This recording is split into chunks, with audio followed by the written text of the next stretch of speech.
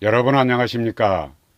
우리나라가 정치, 경제, 사회, 문화 등 여러 영역에서 비약적인 성장을 이뤄낸 것만은 분명한 사실입니다. 그러한 영향력 등을 종합하면 사실상 국가적 힘의 서열에 있어서 세계 10위권 안팎을 나타내고 있기도 합니다. 한국이 결코 가난하거나 또는 약소국이 아니라는 뜻입니다. 스마트폰과 인터넷 보급률 1위입니다. 소득 수준도 매우 높아졌습니다.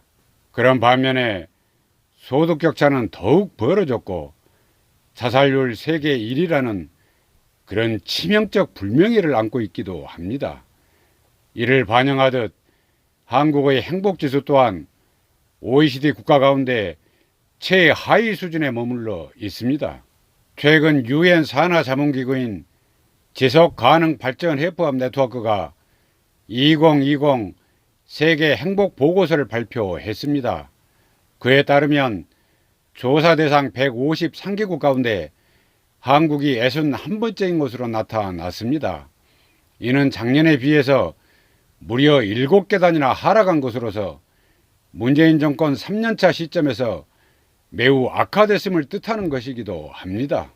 이에 대한 산출 기준은 1인당 국내 총생산, 사회적 지원, 기대수명, 사회적 자유, 관용, 부정부패 등 총 6가지 항목으로 하고 있습니다. 이렇게 이루어진 평가에서 한국은 5.872점을 받았습니다. 이는 같은 아시아권이면서 25위에 링크된 대만의 6.455에 비해서 한참 떨어지고 있습니다. 그리고 31위인 싱가포르, 심지어 52위를 차지한 필리핀보다도 못한 상태인 것으로 나타났습니다. 특히 1위를 차지한 핀란드의 7.809점에 비하면 부끄러운 수준에 불과합니다. 그 뒤를 이어 덴마크, 스위스, 아이슬란드, 노르웨이, 네덜란드, 스웨덴이 차지하고 있습니다. 이들 상위권에 올라있는 국가들의 특징이 있는 듯 싶습니다. 국민 사이의 격차가 그리 크지 않다는 공통점인 것입니다. 아울러 공정과 기회 균등이 철저합니다. 또한 탄탄한 사회 안전망, 그리고 국가의 촘촘한 지원 체계가 매우 잘 되어 있다는 점도 일맥상통하는 듯 싶습니다. 이러한 점은 학계 분석을 통해서도 잘 드러나고 있습니다.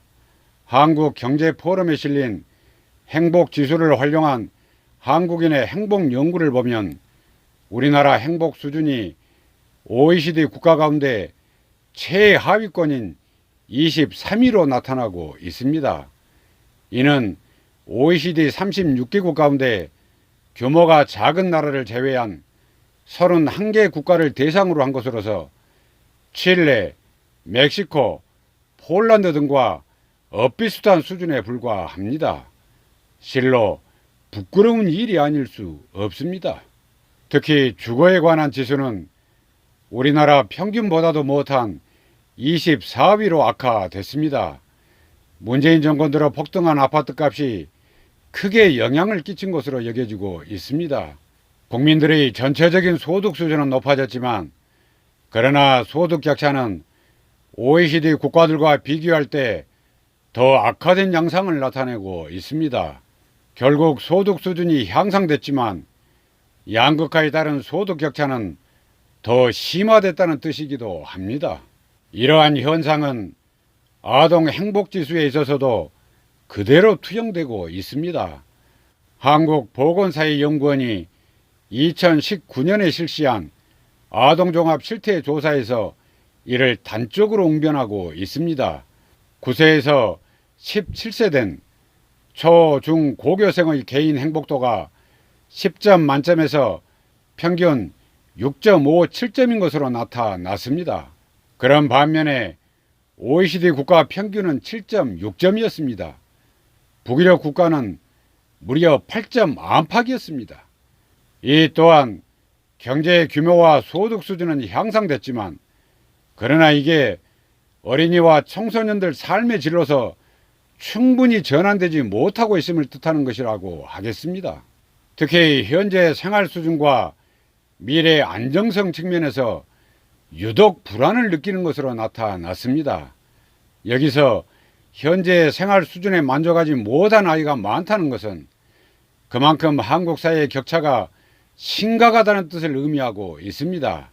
미래 안정성이 낮게 나타난 것 또한 현재 드러난 격차를 극복하기가 대단히 어려운 문제로 그렇게 여기고 있다는 뜻이기도 합니다. 즉, 우리 사회의 구조적 문제와 그리 직결되어 있음을 반영하고 있다고 여깁니다. 특히 취약계층 아이들은 생활 수준 만족도만 낮은 게 아니라 학교 생활, 인간관계, 미래 안정성 등에 있어서도 만족도가 떨어지는 것으로 나타나고 있습니다.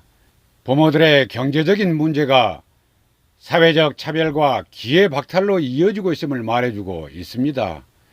더욱 큰 문제는 이 아이들에게 공평한 기회와 공정한 과정조차 전혀 보장되지 않는다는 점일 것입니다. 이는 조국 전 민정수석 가족의 일탈에서 그렇게 웅변적으로 드러나 있기도 합니다. 이와 유사한 현상이 미혼 남녀 사이에서도 그대로 드러나고 있습니다. 2019년 늦가을 무렵에 어느 결혼정보업체가 25세 이상 39세 이하의 미혼 남녀 1000명을 대상으로 행복지수를 조사했습니다. 그에 따르면 미혼 남녀 삶의 행복지수는 100점 만점에서 54.03인 것으로 나타났습니다. 이는 문재인 정권 들어서 더욱 우울하게 나타나고 있는 수치로서 2015년 이후에 최악의 수준을 보이고 있다고 합니다.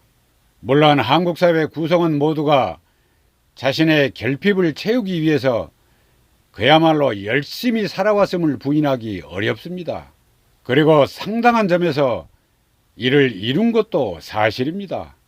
그러나 더 많이 먹기 위한 경쟁만 있었지 정작 성숙의 원리는 뒷받침되지 않았음을 부인하기가 어려울 듯 싶습니다. 그러다 보니 아무리 일해도 부족한 것 같고 또 아무리 먹어도 채워지지 않는 그런 풍요 속의 빈곤의 삶을 살아가고 있는 것이라고 여깁니다. 결국 자신의 존재 가치와 이를 발현하는 문제는 심각하게 결여되고 만 것입니다.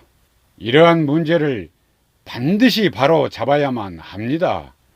그러기 위해서는 특정 정치인에 대한 맹목적인 지지 현상도 타파돼야만 합니다.